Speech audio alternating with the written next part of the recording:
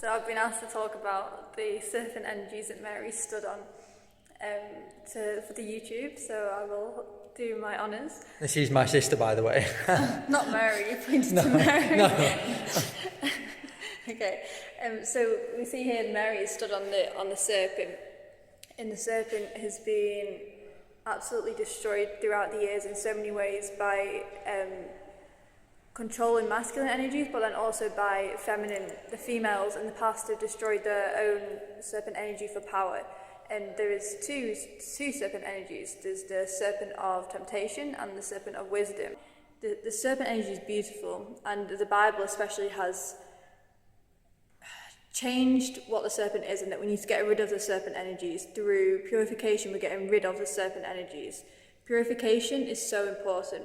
We need to purify in a way, but it's not in the sense of we're getting rid of the serpent energies.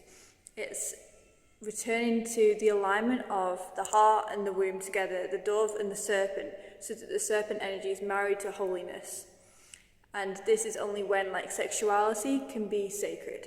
Pleasures can be sacred because it's rooted and married to its lover of the heart. These are the eros and love that you hear, the connection of it, and this is what will allow the true serpent energies. But the Bible has taught it that the serpent energy is wrong, and this is not right, it's misleading.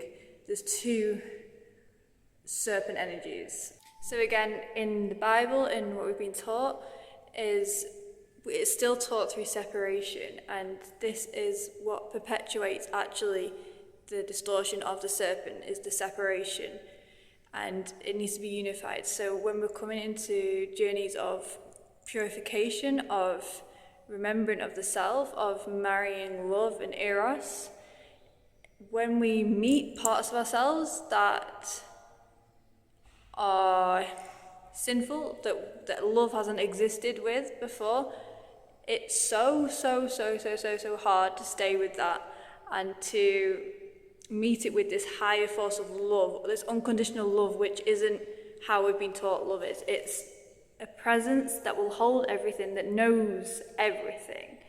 It doesn't judge, but it knows. And this is the difference. And this is how we have to meet ourselves in our sins. They're not sins, but the parts in which we have not yet married to love. And when this happens, and through sensation in the body, which is the true serpent energy, is the sensations we experience within the body through the portal of the heart, then this is when the true serpent energy can begin to weave, and this is when we experience true sexuality, true sensuality that's rooted in divine love.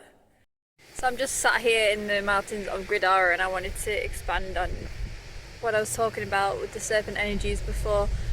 I don't think I was as clear as what I could be with certain things. So when I said there's two serpent energies, the serpent of temptation and the serpent of wisdom, and the serpent of temptation is what has been running so much of the power systems for a long time, and is what is used for false power and authority. And the serpent of temptation is manifest through separation of within the self, within the being. And the serpent of wisdom is the true essence of the serpent energy in its wholeness, when we are unified within, and then there's also manifest without. And for the true power of the serpent energy, basically the serpent has to be married to the dove. The serpent has to be married to love, and they aren't actually separate.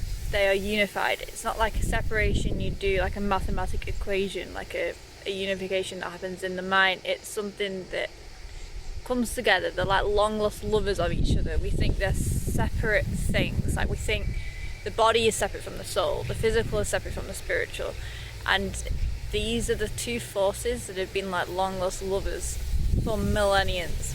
And this is what actually causes the distortion, because of the separation, and this is what causes false power. This is what causes greed, actually, the neglection of the true serpent energy.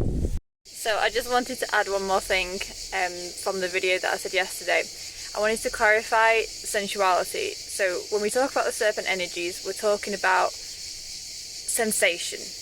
We're talking about sensation, not, when I say sensuality, most people immediately think pleasure, sexuality. This is not true. Sensuality is the ability to hold every sensation in the body.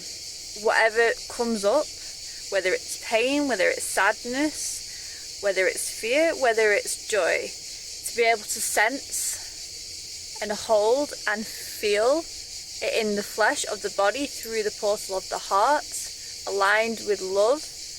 This is the aliveness of sensuality and the aliveness of the Serpent Force. And this is what the Serpent Force is, the aliveness of the sensations in the body.